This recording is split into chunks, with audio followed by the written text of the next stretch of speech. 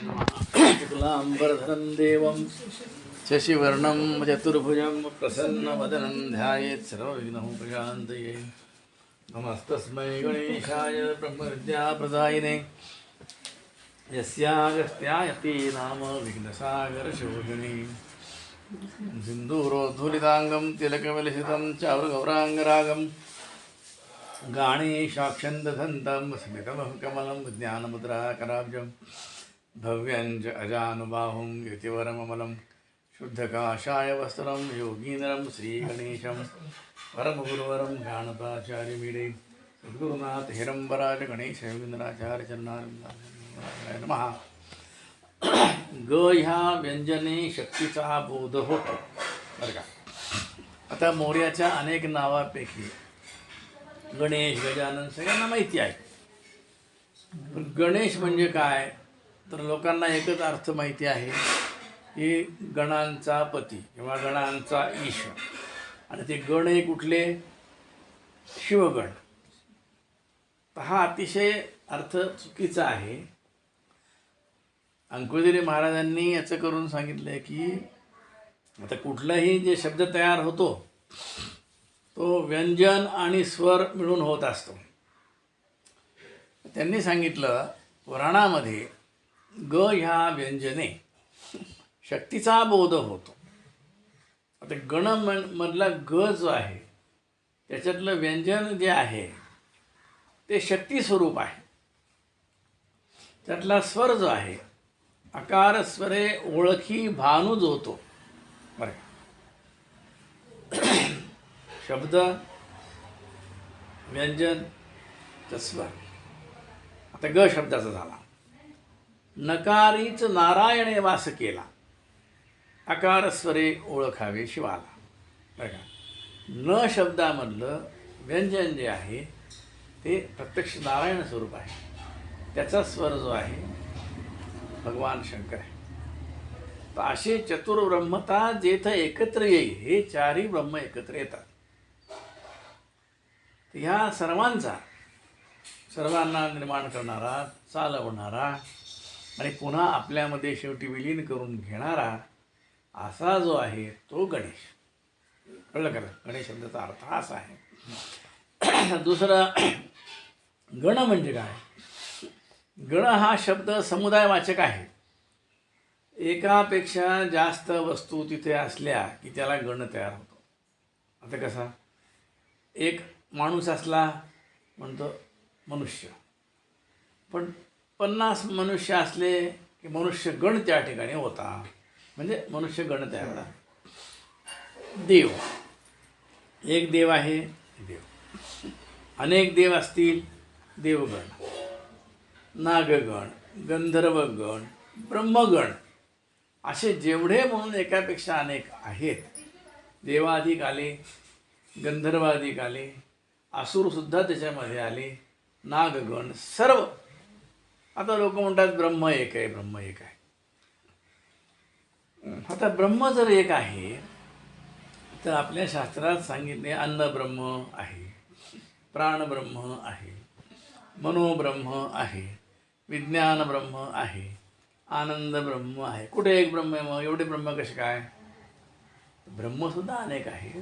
ब्रह्मांचा पती एक आहे, जे पूर्ण ब्रह्म आहे ते एक आहे, तो म्हणजे ब्रह्मणाम ब्रह्मणस्पती. तर असे सर्व गण जे आहेत या सर्वच गणांचा जो अधिपती आहे ईश्वर महेश्वरादिकांचा सुद्धा त्याला म्हणायचं गणेश. तर असा एवढा व्यापक गणेश शब्दाचा अर्थ आहे. म्हणून गणपती हा शंकराचा मुलगा अमकतमका अशा मनातल्या कल्पना काढून टाकायच्या. हा कोणाचाही मुलगा नाही आहे, हा सर्वांचा पिता आहे. त्यांनी वेळोवेळी देवादिकांच्या घरी अवतार घेतले म्हणून त्याला शिवपुत्र, गौरीनंदन वगैरे म्हणतात. बरोबर. तर आता गणेश पुराण तुम्ही ऐकलं सगळ्यांनी का नाही ऐकलं? नाही, ठीक आहे. आज आपण गणेश पुराणावर बघूया थोडंसं. आता एकूण 18 महापुराण, 18 उपपुराण. 18 महापुराणामध्ये ब्रह्मपुराण, ब्रह्मांड पुराण, ब्रह्मवैवर्त पुराण असे पुराण 18 होऊन गेले. आता त्या पुराणांचा जेव्हा उपदेश केला तेव्हा सर्व ऋषीमुनींनी अजून सांगा अशी प्रार्थना केली, उपपुराणं सांगितले.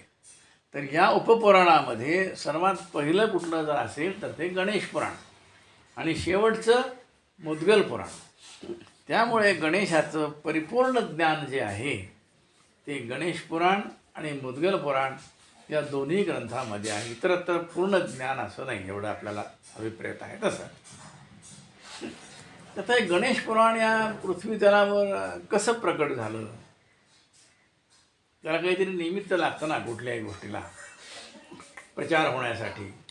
आता मुद्गल पुराण गणेश योगींद्राचार्य महाराजांना आपल्या स्वतः मोर्याने आणून दिलं, ब्राह्मणाच्या रूपामध्ये आले.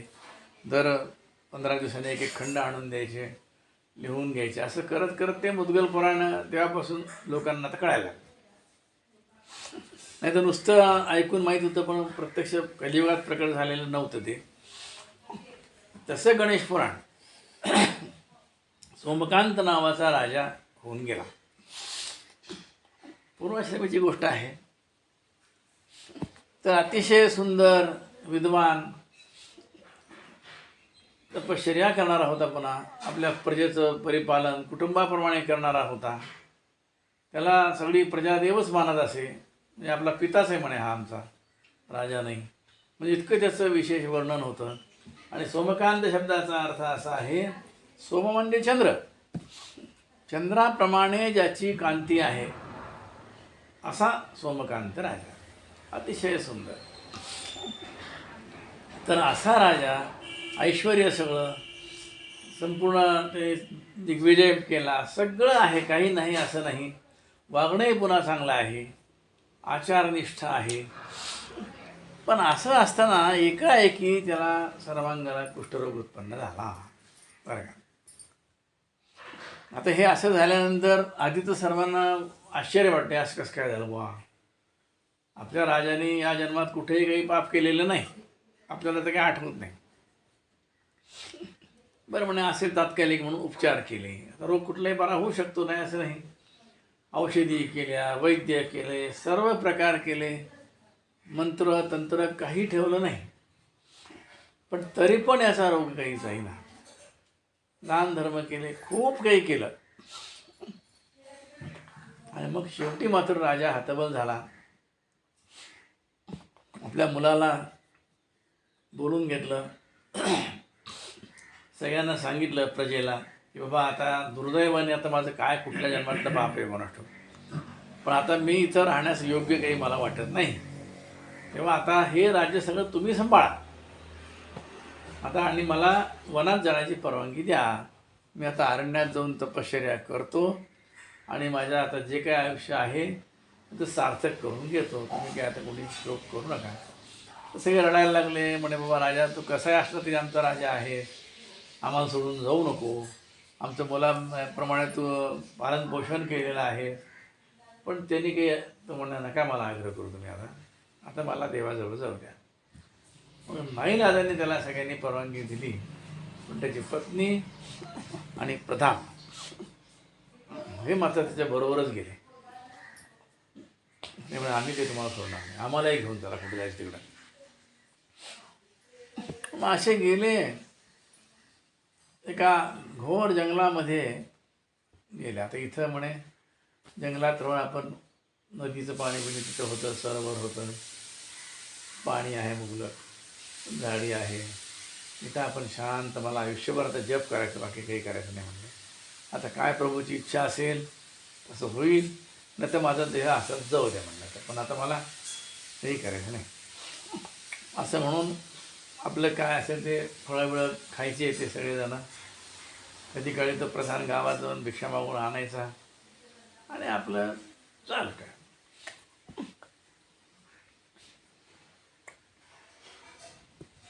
पण एक दिवशी काय झालं, जवळ सरोवर होतं, तर तिथे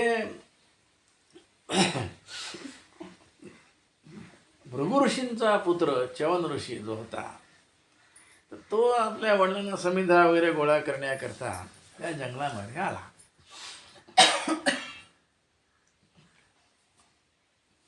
आल्यानंतर योगायोगाने त्याची दृष्टी यांच्यावर पडली. एक अतिशय सुंदर स्त्री, म्हणजे राणीच राजाची होती ती, आणि तिच्या मांडीवर डोकं ठेवून हा एक पुरुष झोपला होता. सगळा अंगाला असं कुष्ठरोग वगैरे, काय म्हणे. त्याला आश्चर्य वाटलं.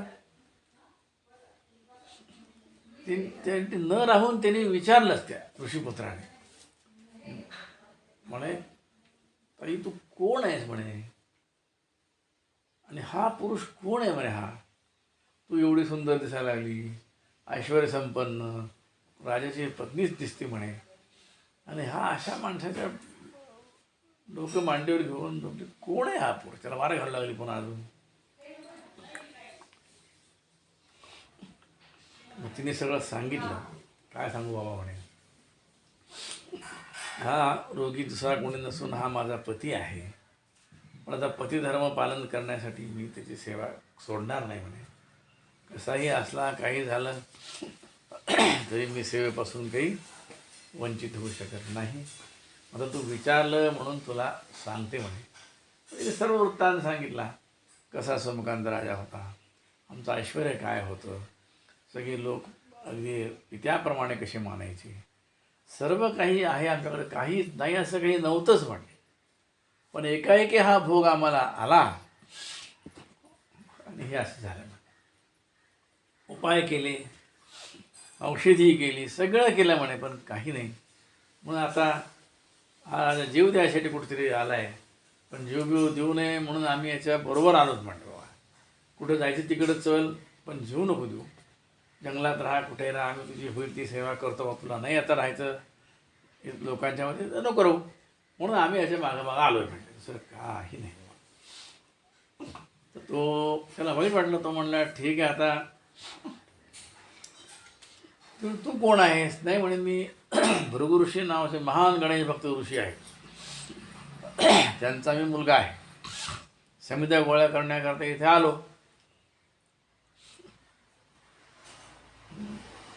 आता मी तर स्वतः काही करू शकत नाही तुमच्यासाठी म्हणे, मला खूप दया येते, पण माझं तेवढं सामर्थ्य नाही, आणि माझे पिताजी वडील आहेत, मोठे गाणपत्य आहेत, तर त्यांच्या कानावर मी नक्की घालतो म्हणे हा इथला वृत्तांत. त्यांची जर कृपा झाली तर तुम्हाला मी शब्द देतो म्हणले. त्यांनी फक्त हो म्हणावं, त्यांनी जर कृपा केली, हे जे रोग गेलेच म्हणून समजा, तर दुःखच सगळं गेलं समजा. तर मी तर गेला का आनंद झाला. ते म्हणून जा बाबा लवकर जा, सांग त्यांच्या कानावर घाल, आम्ही आतुरतेने वाट पाहत असतो. ठीक आहे म्हणे, त्यांची जर परवानगी असली मी तुम्हाला न्यायला येतो, तुम्हाला तिकडे घेऊन जाईल. त्याप्रमाणे तो चव्हाण ऋषी गेले. आता भृगु ऋषींचा आश्रम म्हणजे काय, असे तेजस्वी ऋषी. त्यांनी विचारलं का रे बाळा एवढा उशीर का झाला तुला यायला. मग त्यांनी सांगितलं वृत्त. आज आश्चर्य पाहिलं म्हणे मी, असं असं मला फार दया आली म्हणणे. तर त्यांना आपल्या सेवेत घेऊन येऊ का. आपण जर म्हणला तर घेऊन या.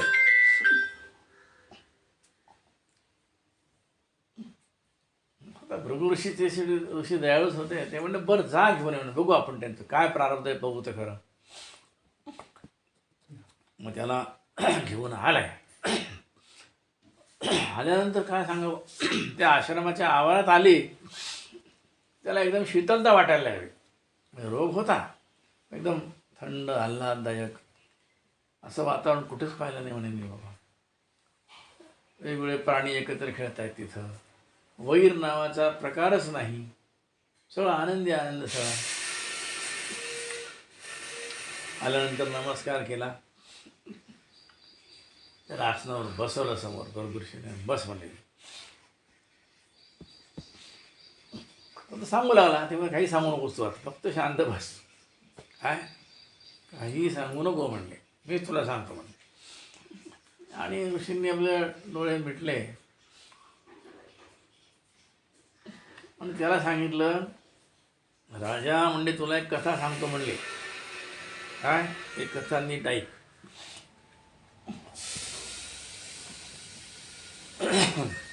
कामद नावाचा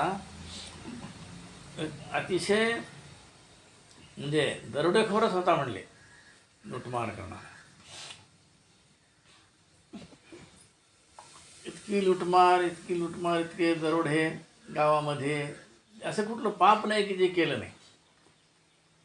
दहशत एवढी होती की त्या नगरातील लोक घाबरायचे.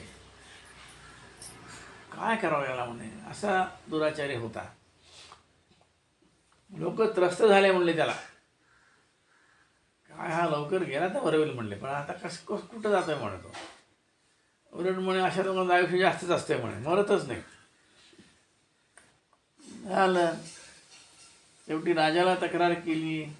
राजाने बघितलं, अरे बापरे, हा खूपच पापी बाबा हा, आता ह्याला मृत्यूदंड द्यायचा मलाच पाप वाटायला लागले म्हणले, याच्या संपर्कातच नको. त्यांनी सैन्याला आज्ञा केली की ह्याला फक्त घालवा कुठेतरी जंगलात जाते म्हणजे, इथं नको, आपल्या गावात राज्यातच नको म्हणले. हे पाप आपल्या राज्यामध्ये नको, असं म्हणून त्याला बायका पोरांसही उचलून लांब जंगलात नेऊन सोडून दिलं, याच्या राज्याच्या हद्दीच्या बाहेर.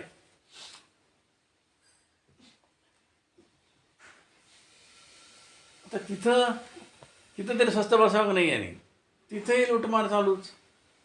आता गावात येत नव्हता भीतीपोटी, पण आता जंगला शेवटी रस्ते कुठून जावं लागते, या आधीतून त्या आधी त्या गावाला. मग तिथे अगदी धनुष्यबाण, तलवार सगळं घेऊन शस्त्र तयारच. दिसला कोणी की ह्याच्यात प्रवेश केला की तो संपलाच, बस काही विषयच नाही. त्याचं सगळं सोनं सगळं हरण करायचं, संपलं. तर अशी तिथे त्यांनी प्रकार चालूच ठेवले. इतकी पापं वाढत गेली, ते गणतीच नाही त्याची काही.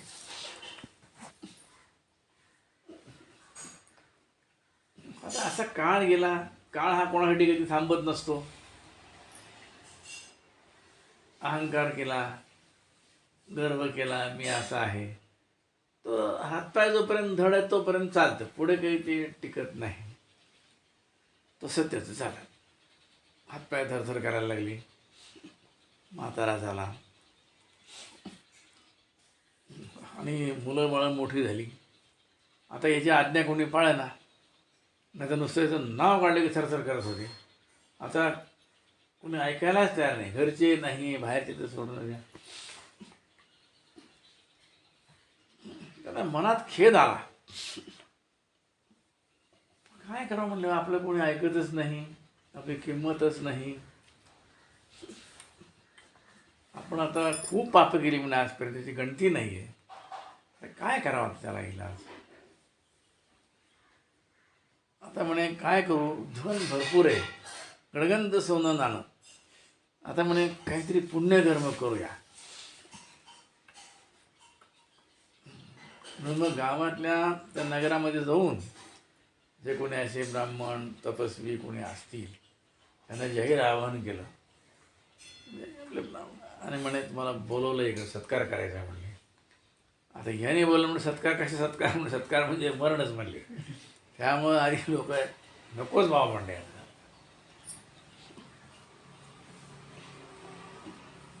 कोणी तयारच नाही.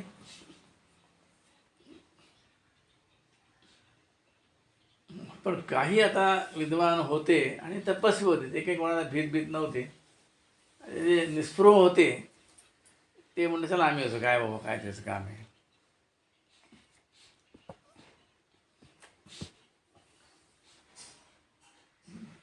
आले. काय म्हणे बाबा तुझं काम काय. काही काम नाही म्हणे. काय आता मी आता थकलो, असं झालं तसं झालं, आता जे माझ्याकडे संपत्ती भरपूर आहे तुम्हाला ते दान करावं असं वाटतं मला. माझ्या पोराबाळांना आहे भरपूर आहे, पण आता ही माझी जे आहे ती तुम्हाला देऊन टाकतो, तेवढी घ्या म्हणे आता. तर ते म्हणले बाबा आम्ही आलो केवळ दयेपोटी आणि भीतीपोटी. उगाच आम्ही नाही आलो, तू बोलवलं, आम्हाला भीती नाही, पण आमच्या बायका पोरं इकडनं जातात नाही, उगाच त्यांच्या जीवाला धोका, म्हणून तू काय म्हणतो बघण्यासाठी आलो. पण बाबा हे तुझ्यासारख्या पापी माणसाचं धन घेणं दान हे आम्हाला काही जमणार नाही. आम्ही हे दान तुझं घेऊच शकत नाही म्हणले. तर बाबा आम्हाला काही नको असं करून ते निघून गेले. आता हे बघितल्यानंतर त्याला फार वैषम्यता वाटली. अरे बापरे, म्हणे काय आपलं पाप आहे, आपलं दानसुद्धा कोणी घेईना. नाही दान कोणी घेत नाही असं कधी होतं का? असं सांगायचा अवकाश की लगेच 10 मिनटं 100 लोक येतील. पण कठीण आहे म्हणजे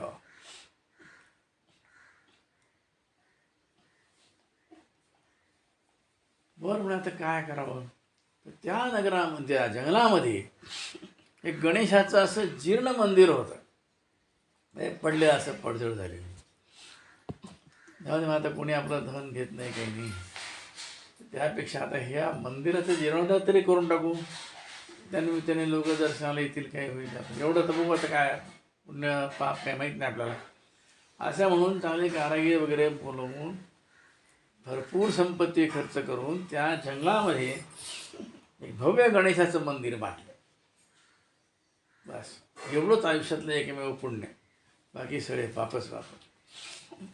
झालं. आता पुढे गेला. काही दिवसानंतर देह सोडला. देह सोडला तर काय, यमदूतांनी चांगलं मारत मारत नेलं, ओढून नेलं यमपुरीमध्ये. तिथं नेल्यानंतर स्वर्गामध्ये म्हणा असं नरकामध्ये काय असते यमपुरीमध्ये, पाप आणि पुण्य दोन्हीचे फळ भोगावं लागतं कुठेही बरं का. पण त्या जीवाला एक अधिकार असतो. काय अधिकार असतो? भोगणं तर आहेच आहे, पण आधी कुठलं फळ भोगायचं, पापाचं भोगायचं का पुण्याचं भोगायचं, एवढा अधिकार त्या जीवाला असतो. तसं त्याला विचारलं, यामध्ये विचारायचे द्यायचे काय व्हायची, पाप काय पुण्य काय असं सांगा. तर वाचून दाखवली आधी भली मोठी, इकडचं पाप इकडं पुण्य. तर काय रकाण्याच्या रकाने भरलेलं सगळे, इतकी पापं केली त्याला काही गणतीच नाही. अरे बापरे, फारच दुराचारी पापी पोवा. ठीक आहे, पुण्य काय? तर पुण्य काय, एकच पुण्य म्हणायच्या नावावर आहे बाबा.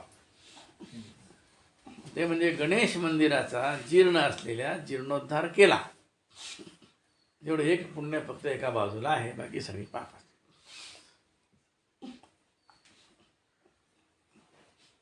आता गणेश मंदिराचा जीर्णोद्धार केल्याचं फळ काय द्यावं त्याला विचारलं, तू आधी कसलं बघतो, तुझं एवढं पुण्य तुझी एवढी पाप आहे, आधी कशाचं फळ बघायचं तेवढं सांग, नाही तर तुला लगेच नरकात टाकणार म्हणले. आता बस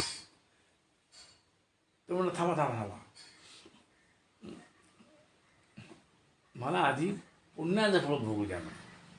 म्हणलं नरकात तर जायचं ते उघडच दिसतंच. म्हणलं मला माहितीच मी खूप पाप करून आलेलो आहे, पण मला काही क्षण काय विना आधी पुण्याचं फळ बघू द्या. झालं, ठीक आहे म्हणले. मग पुण्याचं फळ भोगू द्या म्हटल्यानंतर आता पुण्याचं फळ आधी भोगण्यामध्ये एक फायदा असतो बरं का, लक्षात ठेवायचं सगळ्यांनी. तशी कधी वेळ आली आपल्याला तर सांगायचं की आता आपण गणेश भक्त आहे, आपल्याला तर मुक्तच व्हायचं आहे, आपल्याला स्वर्ग नको, नरके नको, काहीच नको बरं का, पण माहिती असू दे.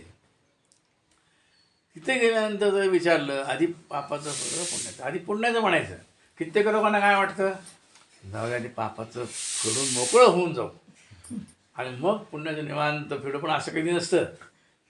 पापाचं फळ तुम्ही भोगायला लागले की जन्म तसाच येणार कुठेतरी, काय दरिद्री पापी असाच काय.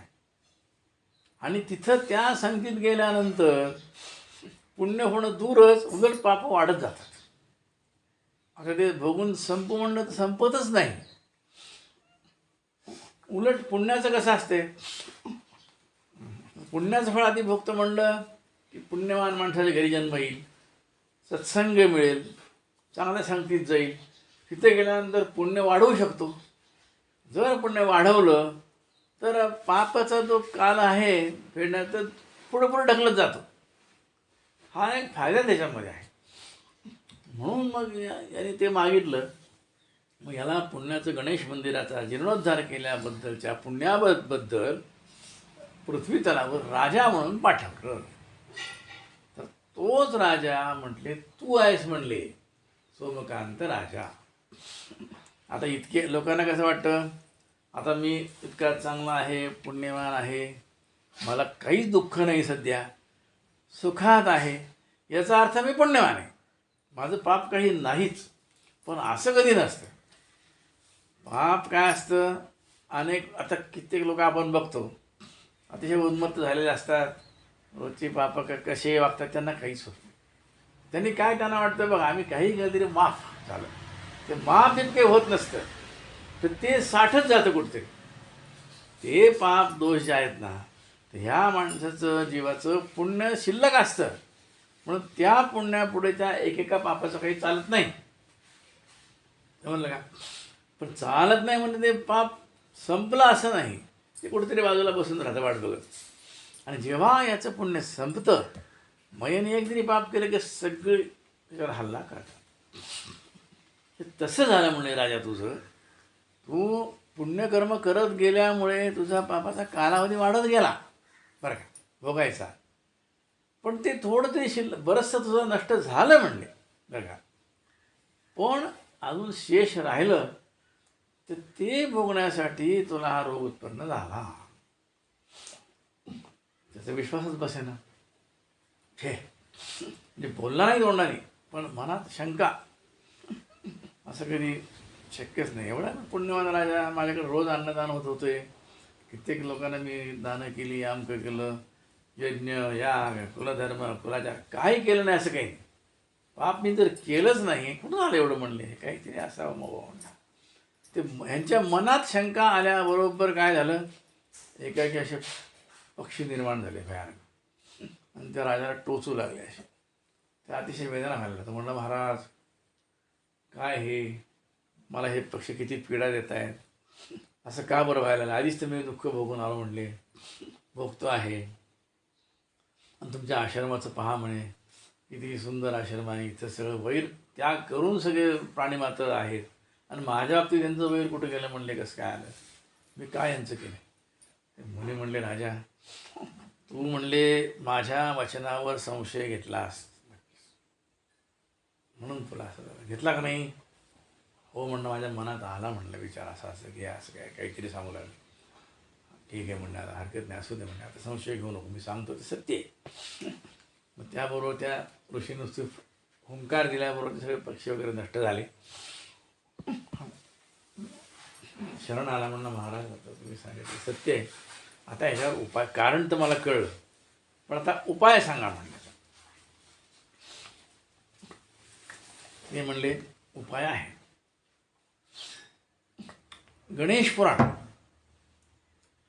मी तुला सांगेन. एक महिनाभर इथं राहायचं, महिना 2 महिने काय लागेल, आश्रमात राहायचं, थंड पाण्याने आंघोळ बिंघोळ करायची,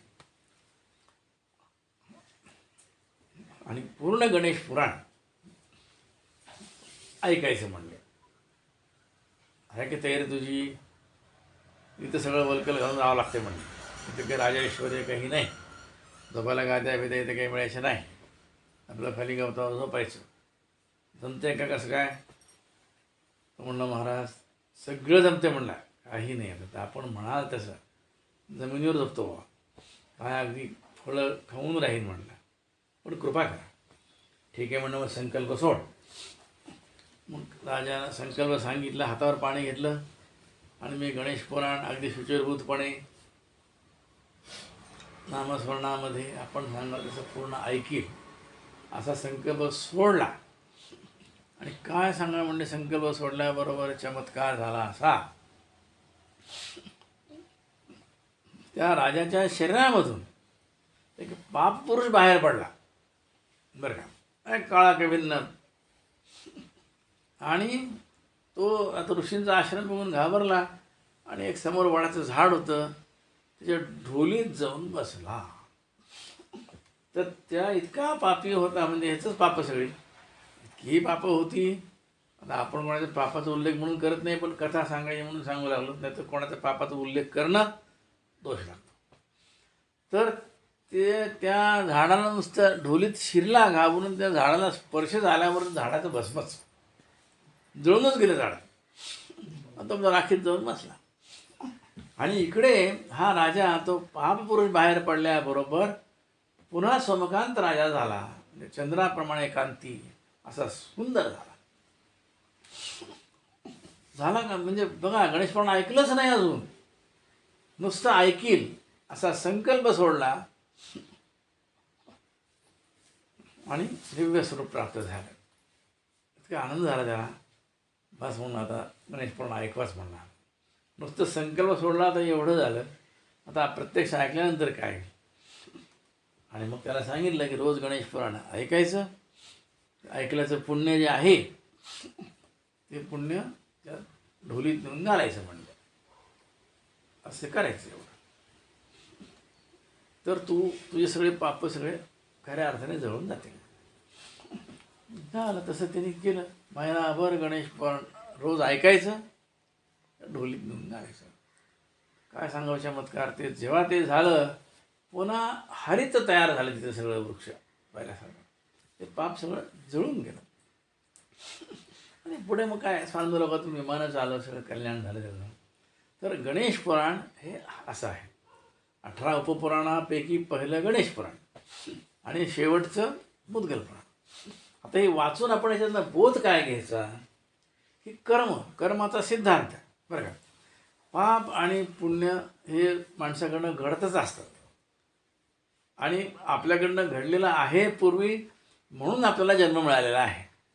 नुसतं पुण्य असतं तरी जन्म मिळत नाही, नुसतं पाप असले तरी मनुष्य जन्म मिळत नाही. असं दोन्ही आहे. तर आपलं काय कर्तव्य आहे की आपला प्रपंच करताना भगवंताच्या स्मरणामध्ये प्रपंच करायचा. नाही तर मी आता चांगलं आहे, माझं सगळं आहे, जमीन जुमला माझ्याकडे भरपूर आहे, नोकर चाकर आहेत, अगदी कुठल्याही सुखाला कमी नाही, म्हणजे याचा अर्थ मी पुण्यवान आहे, पाप माझं काही नाहीच, मला कधी दुःख येणारच नाही, असं भ्रमात कधी राहायचं नाही. काय माहिती आपलं कुठलं जन्मेचं काय आहे काय ते. आपण सध्या चांगले आहोत, हे गेल्या पुण्याचं फळ भोगत आहोत म्हणून चांगले आहोत. तर हे भोगता भोगता आपण पुण्य वाढवणं हे प्रत्येक जीवाचं कर्तव्य आहे. ते जर तुम्ही वाढवलं भरपूर, मग मात्र दुःख किंवा पाप जे असतात ते हळूहळू क्रमाक्रमाने जळून जाऊ शकतात. बरं का. एक कबीरांचा एक दोहा आहे, दुःख में समीरण सभी करे, सुख में करे न कोय. दुःख ज्यावेळेस असतं माणसाला तेव्हा देवा देवा देवा सगळेच करतात, त्याच्यात विशेष काही नाही. देवा धाव, देवा वाचव, देवा पोथ्या वाच, पुराण वाच. दुःखात संकट आली की काय. पण सुखमे करे न कोय, सुखात कोणी करत नाही. तर ते पुढे म्हणतात, जो सुखमय स्मरण करे. सुखात असताना जर तुम्ही स्मरण करत राहिलात तर दुःख काय को होय, तर दुःख येईलच कशाला. त्यासाठी अखंड नामस्मरण, आपला प्रपंच करायचा, प्रपंचातली कामं करायची. प्रपंच सोडून देवाच करायचं नाही. आम्ही असं कोणाला कधी सांगत नाही की बा आम्ही घरदार सोडणं म्हणून तुम्ही सोडा. प्रपंच हा करायला पाहिजे, कर्तव्य कर्म करायचं, मुलाबाळाचं रक्षण करायचं, सर्व काही करायचं. पण ते करताना दिवसभरातले तास 2 तास काहीतरी काढून देवाची उपासना झाली पाहिजे. त्यात आपलं कल्याण आहे. मंगलमूर्ती मोरया सद्गुरुनाथ महाराज की जय. नंबोदर कळलं का? गजानन गजानन